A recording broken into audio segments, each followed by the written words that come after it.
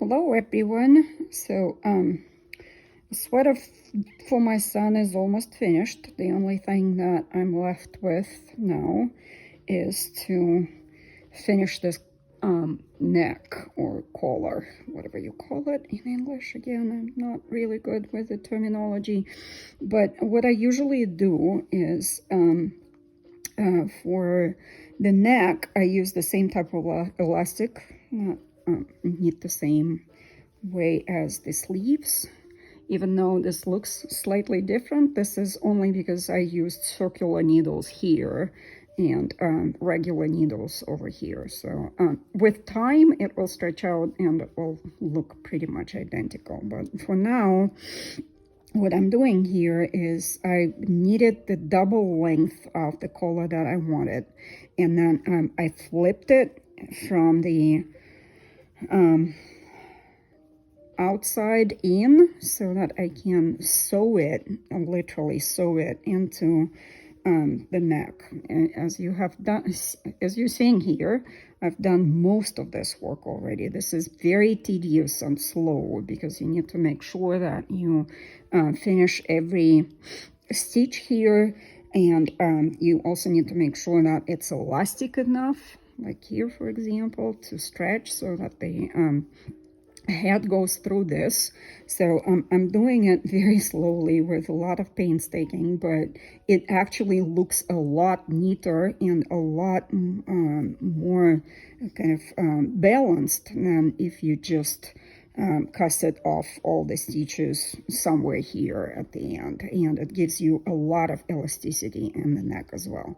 So the way I'm doing it here, as you can see, these are the circular needles that I used, by the way, to knit the collar. And here what I do, I'll show you how I'm doing it. So I basically sew it with the needle, like this one. This is a special knitting needle with that will take basically any thickness of a thread. And and then what I do here, I'll just show you the process. I would stitch them together as if I'm trying to knit them in. So here, for example, we have a purl stitch that I already put it here. And obviously on the inside, it's a knit. And I am going to connect it to the knit of the base that it comes from. So I'm picking it through here, putting it like that, and you need to have a thread long enough for your entire job. I just don't like to connect them, so and that takes a lot of time too, because when it's long as this, you just have to do a lot of pulling through. So, and then I take it back to the stitch,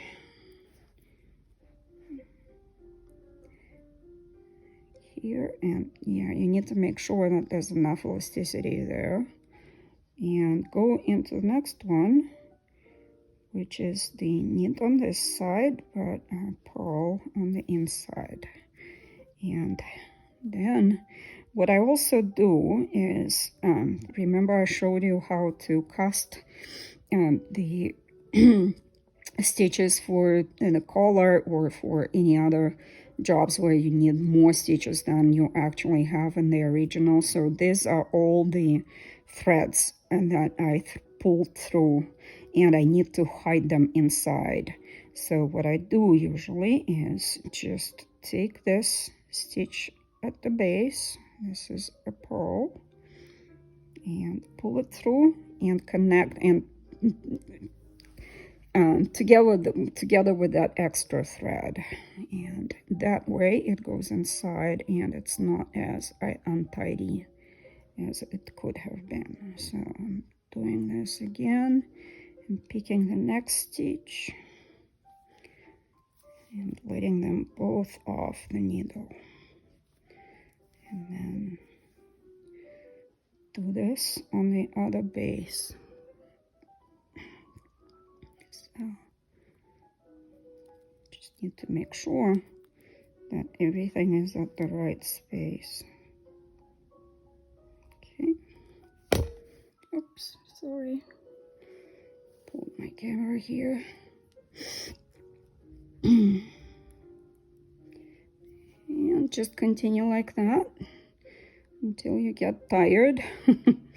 I get tired of this type of jobs very quickly, so I take breaks and do other things in between, and that's why it takes me a lot more time to finish sweaters than to actually knit them, because I don't really like those types of jobs.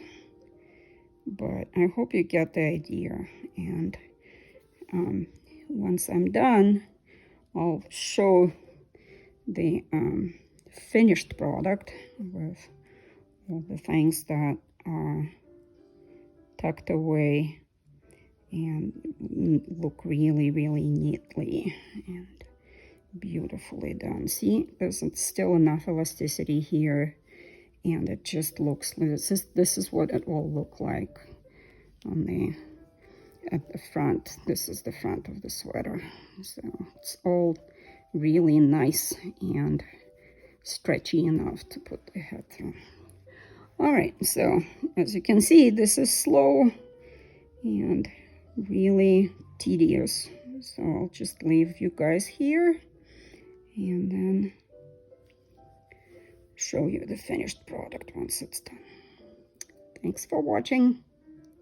Bye.